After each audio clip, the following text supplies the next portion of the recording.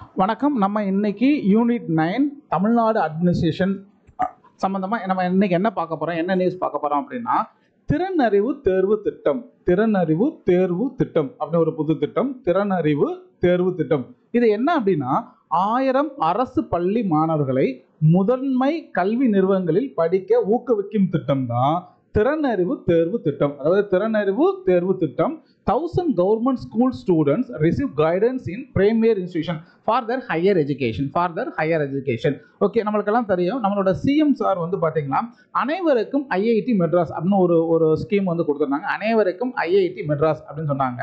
So என்ன பண்ணுறாங்க அப்படின்னா, திறனறிவு தேர்வு திட்டம் அப்படின்னா என்ன அப்படின்னா, 1000 அரசு பள்ளி மாணவர்கள் என்னென்ன தேர்ந்தெடுத்து அவங்களுக்கு மாதந்தோறும் 1000 ரூபாய் உதவித்தொகை கொடுக்குறாங்க. Monthly stipend of 1000 rupees.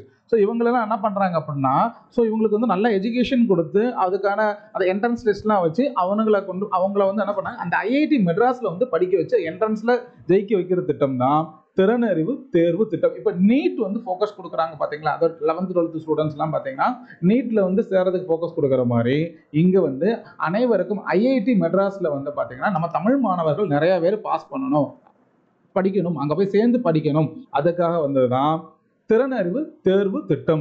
1000 அரசு பள்ளி மாணவர்களை முதன்மை கல்வி நிறுவனங்களில் படிக்க ஊக்குவிக்கும் திட்டம். அவங்களுக்கு மாசம் 1000 ரூபாய் உதவித்தொகை கொடுக்குறாங்க. ஸோ திறனறிவு தேர்வு திட்டம். ஓகே, நம்ம நேற்று அதுக்கு முதல்ல நம்ம என்ன பார்த்தோம் அப்படின்னா, ஃபர்ஸ்ட் டே பார்த்தீங்கன்னா பிச்சனூர் வில்லேஜ் பஞ்சாயத் அது வந்து பார்த்தீங்கன்னா நேஷனல் பஞ்சாயத் ராஜ் அவார்டு வாங்கியிருக்காங்க. ஸோ அந்த நியூஸை நம்ம பார்த்தோம். அதில் குட் கவர்னன்ஸ் இந்த கேட்டகரியில் ஃபர்ஸ்ட் ரேங்க் வாங்கியிருந்தாங்க. ஸோ அந்த இது பார்த்தோம். அதுக்கப்புறம் பார்த்தோம், அடுத்த இன்னொன்று பார்த்தோம், 2வது நாள் என்ன பார்த்தோம் அப்படின்னா, தமிழ் மொழி கற்போம் அப்படின்னு ஒரு திட்டம் பார்த்தோம். தமிழ் மொழி கற்போம் அப்படின்னு ஒரு திட்டம் பார்த்தோம். புலம்பெயர்ந்த தொழிலாளர்கள் குழந்தைகள் வந்து தமிழை வந்து படிக்க பேச எழுதுறதுக்காக அந்த திட்டம் வந்து கொண்டு வந்திருந்தாங்க.